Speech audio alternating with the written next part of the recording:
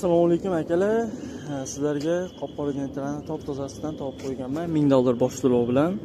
Holatlari ideal. Navorotlaridan tayyor.